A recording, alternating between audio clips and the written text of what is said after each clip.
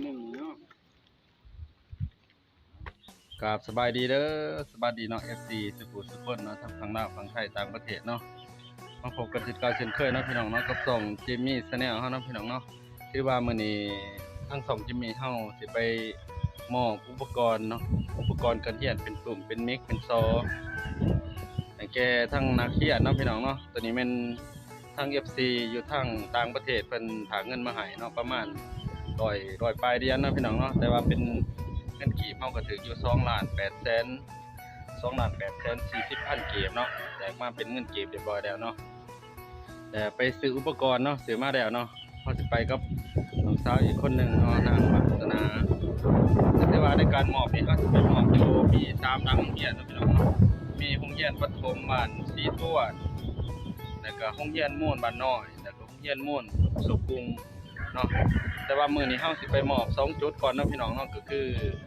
หมวดประถมสมบูรณ์บ้านสีทวดแล้วก็โรงเรียนม่วนน้องโรงเรียนม่วนบ้านน้อยเนาะน้องหนูเขียนไปเบิ่งไปส้มน้ำกันเนาะพี่น้องเนาะ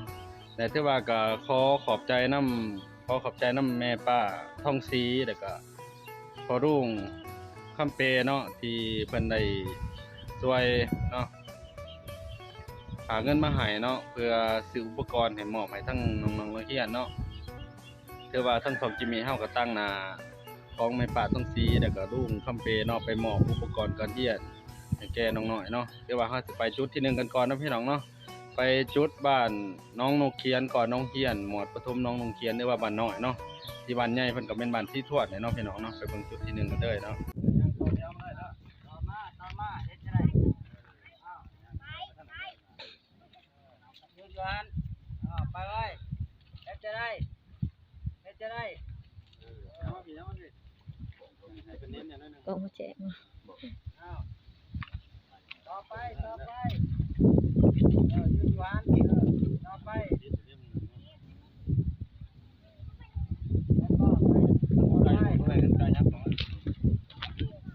คนนึงเนาะ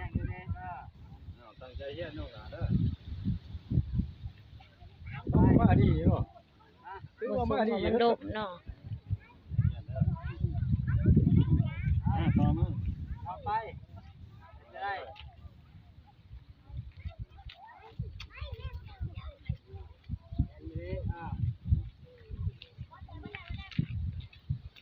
เมื่อระบบคนหนึ่งเนาะเล่นกันยุ่งชี้นี่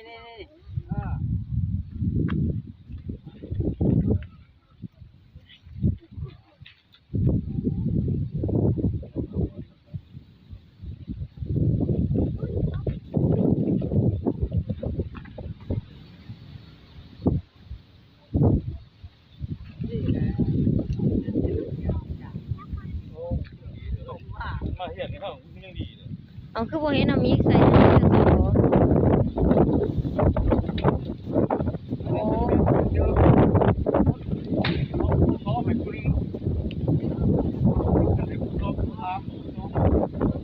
สองคนก็มีอีกดีสองอันก็มีกันหนึงโอ้แม่นั่นนี่บ่หนึงเบิด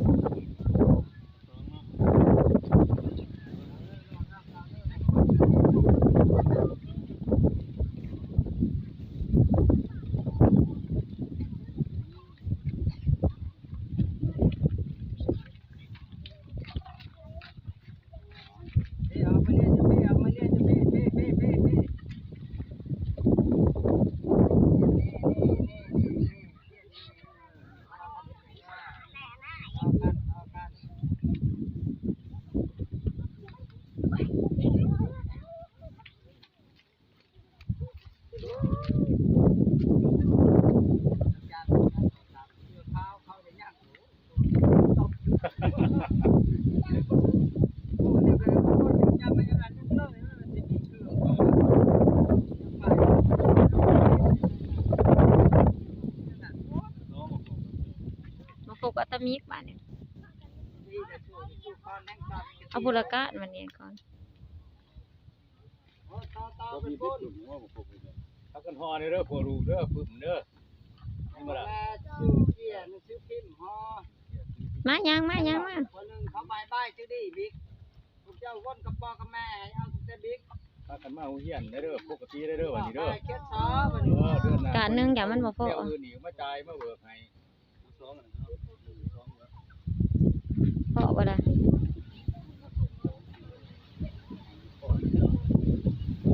บ่พอกับการหนึง เติมนะพ่อจัดการเงินก่อนเดี๋ยวให้เติมนะผู้ถ่าย2คนผู้ถ่ายก่อนเดี๋ยวไม่เติมจัดการนะจะว่าให้ไม่หรอก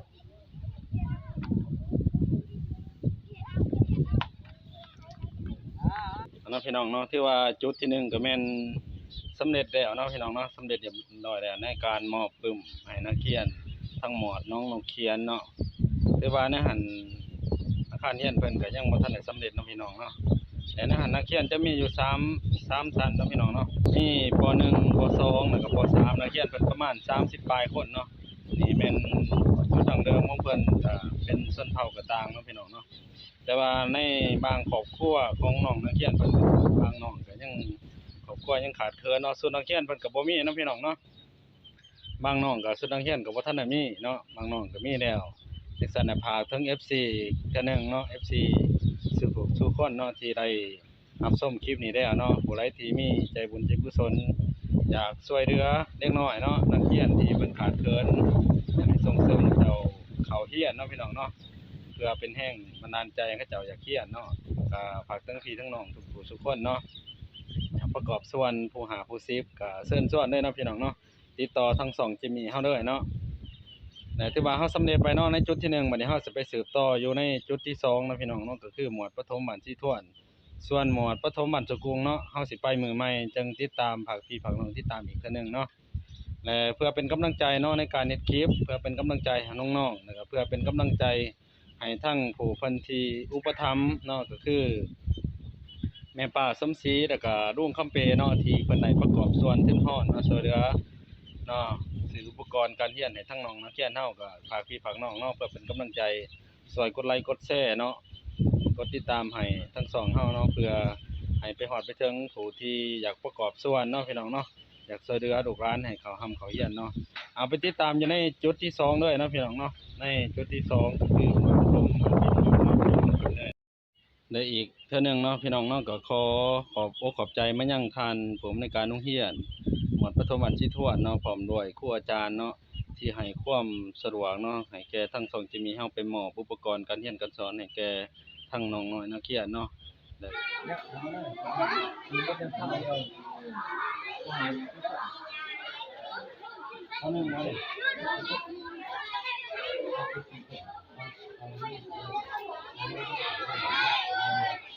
มายังเลยยังเลย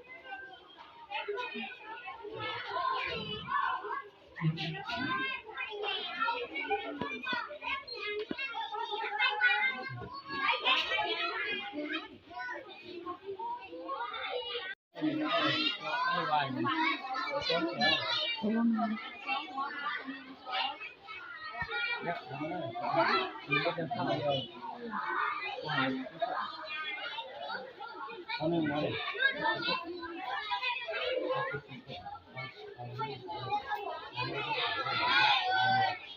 มายังเลยยังเลย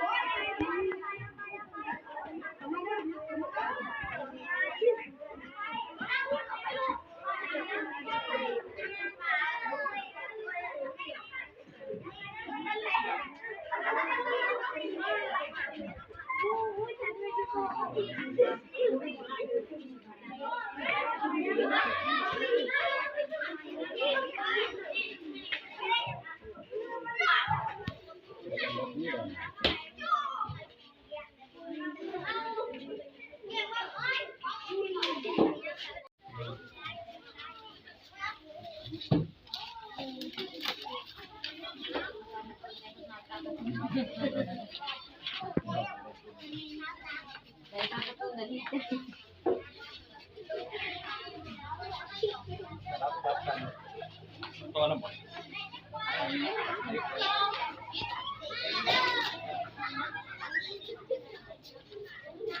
ถูกกันบ้างเนาะโชว์ไหวบ้างไม่มาเหี้ยอะไรเด้อ มันมาเหี้ยเด้อ ไม่ขาได้ถูก จังนั้นเพิ่นสิมีใหม่อีกก็ได้สิว่าบ่ได้เด้อ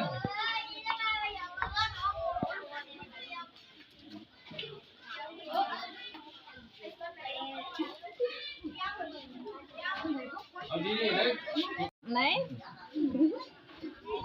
เดี๋ยวมันเอาเลยเดี๋ยวมันเฮียเลย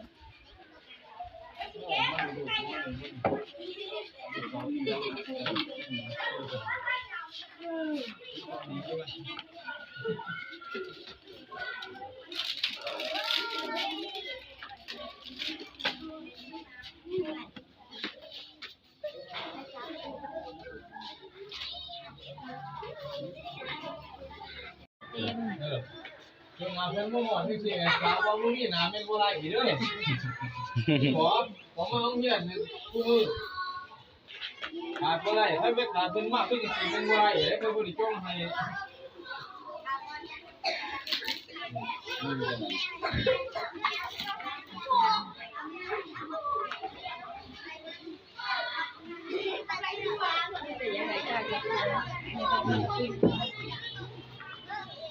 ว่าละกันพอเด้อนี่บ่ล่ะหอดพ่อหอดแม่คนเด้อขาเหมือนเพื่อนเลย ค่อยใช้ไปเอิญมูว่าผีไปหน้ามาทายหัวก่อนมีหนาวเหี้ยเน่าไปเอิญมาจากคนหนึ่งคนหนึ่งมาไว้เอิญกันมาหนาวเนี่ยนี่เด้อ